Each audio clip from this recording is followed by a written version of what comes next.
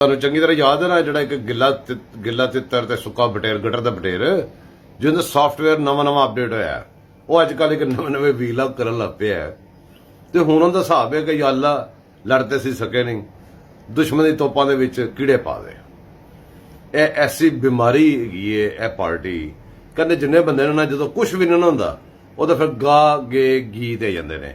ਇਹਨਾਂ ਦਾ ਕਲਿੱਪ ਸੁਣੋ ਐਸੇ ਬਗੈਰਤ ਦਾ ਇਹਦੇ ਸਾਰਾ ਗਾ ਗੇ ਗੀ ਹੋਏਗਾ ਕਿ ਇੰਜ ਕਰਦੇ ਕਿ ਇੰਜ ਹੋ ਜਾਏਗਾ ਇੰਜ ਫਲਾਣਾ ਹੋਏਗਾ ਲੇਕਿਨ जो भी अज तक कहते हैं ना गा होंदा ना गे होंदा ना गी होंदा इधर मिला दा प्रभाव। और अब ये करने के हवाले हैं 17 जुलाई के लिए मरियम नवाज साहिबा हर जलसे में जाके अनाउंस कर रही हैं। होगा ये कि 14 जुलाई की रात को या 15 जुलाई की रात को ये अचानक अनाउंस करेंगे कि हम पेट्रोल की कीमत और डीजल की कीमत कम कर रहे हैं। 20 से 30 रुपए पेट्रोल और 30 से 35 रुपए जो है वो डीजल की कीमत में ये कम कर देंगे। लेकिन ये कमी जो है वो चंद दिनों के लिए होगी।